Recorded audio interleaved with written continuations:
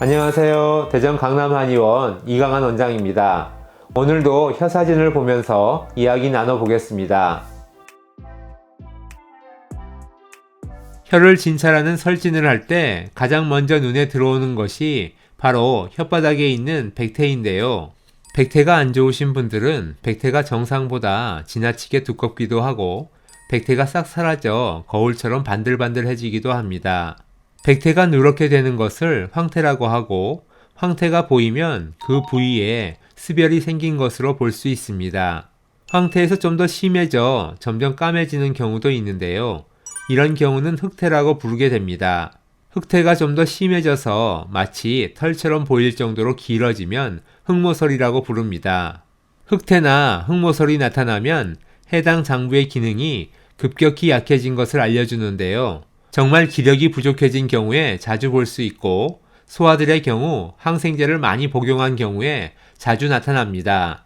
또 혀의 어느 곳은 백태가 많은 반면에 어느 곳은 백태가 벗겨져서 혀가 얼룩덜룩할 수도 있는데요. 이 혀 사진처럼 혀 아랫부분이 벗겨지기도 하고 이 사진처럼 혀 가장자리가 벗겨지기도 합니다. 백태가 한번 벗겨진 것이 그대로 지속되거나 점점 넓어질 수도 있지만 백태가 심하게 끼었다가 벗겨졌다 하는 것이 계속 반복되는 경우도 있습니다. 이렇게 혀가 벗겨진 모습을 박리태라고 하는데요. 혀가 얼룩덜룩한 모습이 마치 지도 모양 같다고 해서 지도설이라고도 부릅니다.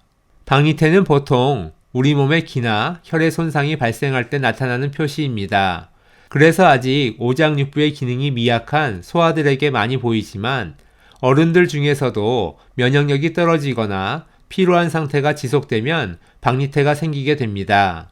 혀 어느 부위에 백태가 벗겨졌는지에 따라 오장육부 중 어느 곳이 안 좋아졌는지 알 수 있습니다. 또 백태가 벗겨졌다고 무조건 통증이 생기는 것은 아니지만 박리태가 있는 곳이 화끈거리거나 통증을 느끼실 수 있습니다.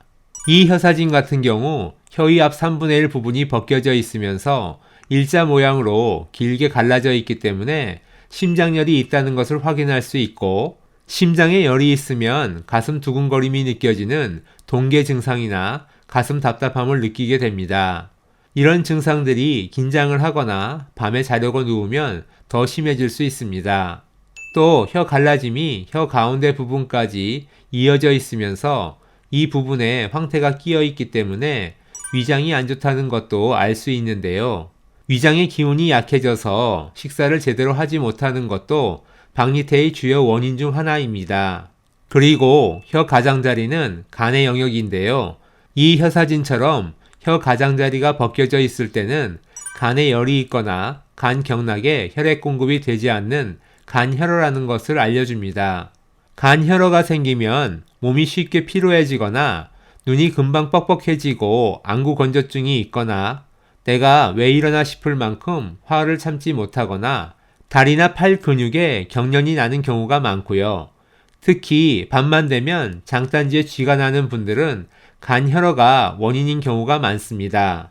그 밖에 더 궁금하신 점은 저희 강남한의원 블로그나 유튜브 채널에서 확인해 보실 수 있습니다. 그리고 혀를 보고 내 몸 상태를 확인하는 설진에 대해서도 자세히 올려놓았으니 참고해 보시면 좋겠습니다. 그럼 오늘도 좋은 하루 되세요. 감사합니다.